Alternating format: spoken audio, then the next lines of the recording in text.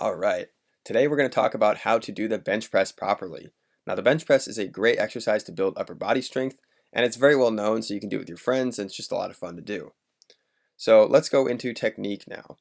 If we look as I do the setup here, I lie down, I have my arms a little bit wider than shoulder width apart. I like to have my pinkies on that gap in the knurling, that shiny part of the bar you can see there, and I dig my shoulder blades in, and I also dig my hips in to make sure I have a nice stable platform that I'm pushing against when I bring the bar off the rack.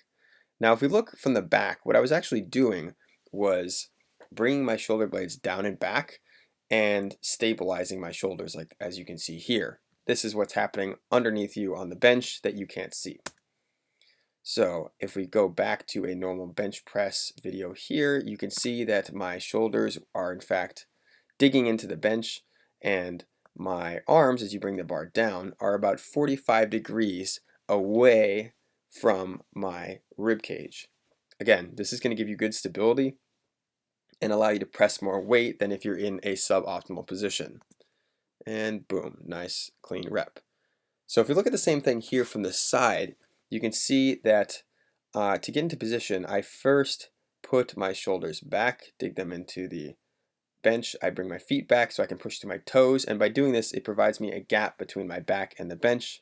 You'll know it's big enough when you can fit your hand between your back and the bench. That's a good arch for your bench press. So now I reestablish my shoulder positioning since I just fiddled with my back right there to show you, and I unrack the bar, and you get a nice clean rep. Really nice bracing with your shoulders in the bench, hips in the bench, and pushing through your toes. And this is what nice bench press form looks like from the side. So that is the reference point that you want to be emulating when you do this yourself. So now that we know how to do this properly, let's go over some common errors that I see people make on the bench press. The first is if you look overhead on the downward portion of the bench press, you see that the proper way to do it is have my arms about 45 degrees out, as I mentioned before, from my rib cage.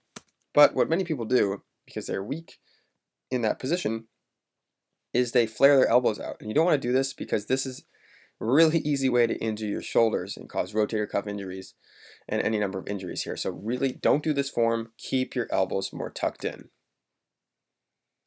Now, another common error I see people make is doing a suicide grip with their thumbs on the same side of the bar as their fingers.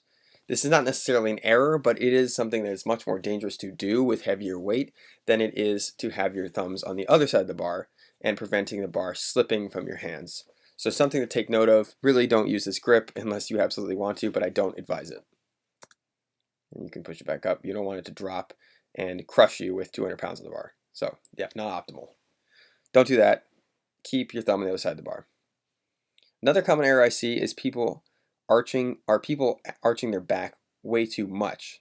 And the problem with this is if you don't have good flexibility, you're going to feel it in your lower back, and it's also just going to be a suboptimal position for you. So make sure you're arching, but not too much. Just have enough for your hand to fit underneath your back there. And that's really it. Those are the common errors I see.